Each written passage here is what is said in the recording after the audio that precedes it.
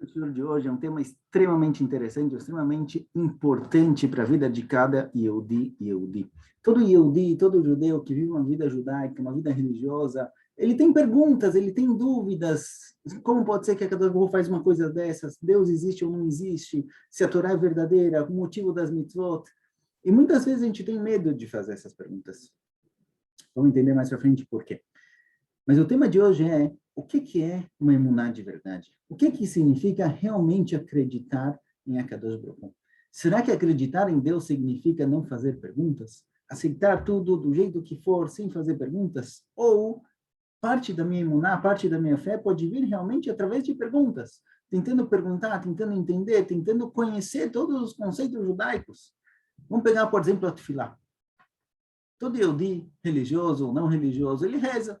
Alguns rezam todo dia, alguns rezam uma vez por dia, uma vez por semana, uma vez por mês, uma vez por ano. Cada um tem o seu estilo de vida religioso. Mas todo mundo reza, no fim. Agora, o que é a reza? O que significa rezar? Quando você pega um sidur, você senta lá no Beit HaKnesset e você começa a ler aquelas palavras e você começa a fazer pedidos, o que é isso? Está pedindo coisas para Deus? O que significa? Por que ele vai te responder? Por que ele vai te aceitar? Você pediu uma vez, não deu certo. Pediu de novo, não deu certo. Você pede 10, 15, 20, 50 vezes até Deus aceitar?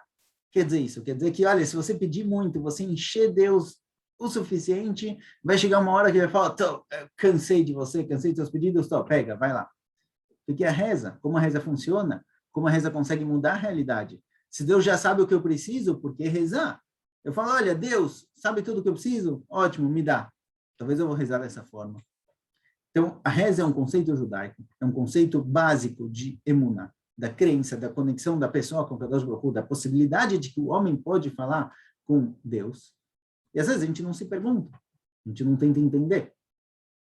Mas a verdade é que eu pensei que talvez esse shiur aqui é um pouco inútil, é um pouco desnecessário. Por quê? Porque se você está aqui assistindo já, número 171, a gente já se encontra talvez. Então, você já é alguém que se interessa, você é alguém que já tem perguntas e busca respostas e quer entender, quer esclarecer todos os conceitos judaicos, você acompanhou tudo até aqui, você é alguém interessado. E se você não acompanhou, você não está acompanhando o nosso shiur de Kuzar, então esse shiur você também não está ouvindo. Então, talvez não tem com quem falar. Porque quem já ouve o shiur de Kuzar, já ouve. Quem não ouve, não se interessa, não vai ouvir, não vai ficar sabendo. Então, vamos ver. Será que essa pergunta realmente é inútil? Talvez esse shiur não precisa, porque se você está aqui acompanhando, então você já está com as perguntas, você já faz suas perguntas e busca suas respostas, e se você não se interessa, você não vai estar aqui acompanhando. Mas, de qualquer jeito, eu decidi que sim, tem uma utilidade, não só porque talvez alguém por acaso vai abrir esse shiur e vai ver a pergunta e vai falar, olha, realmente, deixa eu começar a tentar entender melhor, mas sim por outro lado. Alguém que não acompanha, alguém que não está aqui com a gente, não tem o que fazer. Não é o ponto.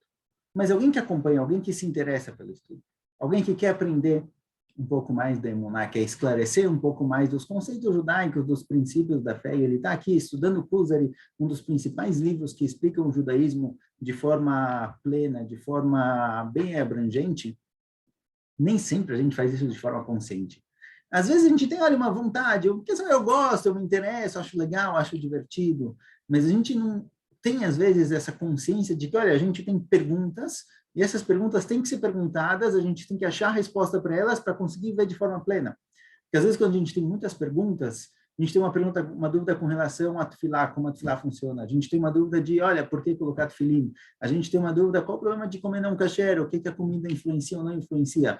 São várias e várias perguntas que às vezes vão ficando no fundo da cabeça e a gente não acha para elas respostas, ou a gente talvez não faz essas perguntas por algum motivo, certo? Por que a pessoa evitaria perguntar, na verdade? Porque tem muita gente que não gosta de fazer perguntas de emuná.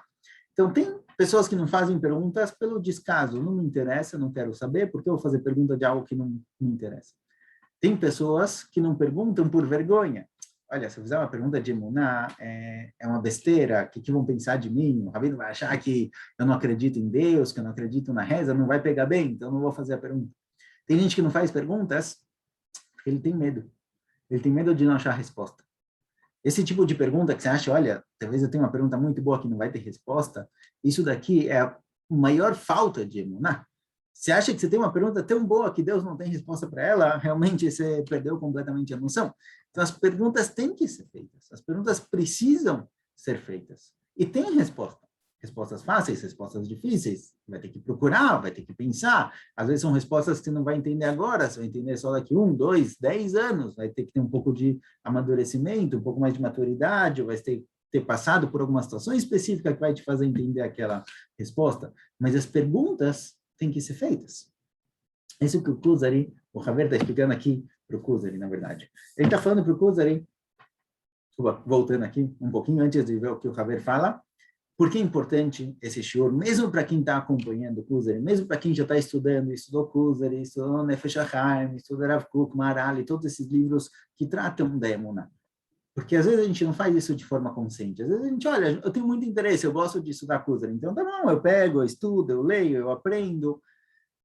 Mas quando o estudo não é feito na forma de pergunta, resposta e conclusão, às vezes ele vai acabar, vai ter perguntas que, tá bom, eu já vi a resposta, já vi algum assunto, alguma coisa sobre o assunto, na época eu respondi, segui em frente, mas se você não tem uma conclusão clara, se você não entende que, olha, eu estou estudando aqui a Emuná, eu estou estudando aqui o que significa acreditar em Deus, quais são os princípios do judaísmo, e aqui, isso daqui me constrói mais uma base, mais uma base, mais uma base, tudo isso vai fortificando e construindo o seu judaísmo. Às vezes o estudo vai acabar sendo meio supérfluo e vai acabar se perdendo. Então, quando a gente senta para estudar um livro de Emuná, para ouvir um shiur, para ouvir alguma coisa, vamos pegar qual o tema, vamos entender qual é o assunto, qual a dúvida que está sendo levantada aqui, quais são os lados dessa dúvida e qual é a resposta, qual a conclusão. E agora que eu tenho uma conclusão, eu vou ver com isso. Porque se a gente não faz as perguntas, se a gente não busca as respostas, essas perguntas vão se juntando no fundo da cabeça, em algum momento, às vezes você nem percebe, mas talvez você não está cumprindo o Shabat direito, ou você não está cumprindo, se esperando 6 horas entre carne e leite, não porque você tem um problema com carne e leite, mas talvez porque você tem um problema com a tefilá, porque você tem um problema com o Shabat, porque você tem um problema com o Kibud Orim, você nunca sabe. Mas às vezes as coisas vão enfraquecendo em pontos diferentes, até que realmente se acaba caindo aqui e ali. Contam que o Abravanel, Rav Yitzhak Dan Abravanel, ele tinha um Beit HaKnesset, ele era um grande rabino, ele tinha uma Keilah, conta que muitas pessoas na Keilah dele acabaram largando o judaísmo. É só história, certo? Não é real.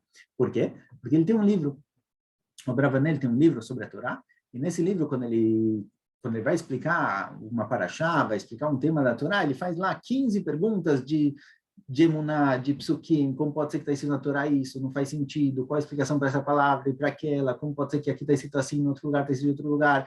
Ele faz perguntas abrangentes de todos os campos da Torá, umas 15, 20 perguntas, e ele começa a responder e explicar a paraxá.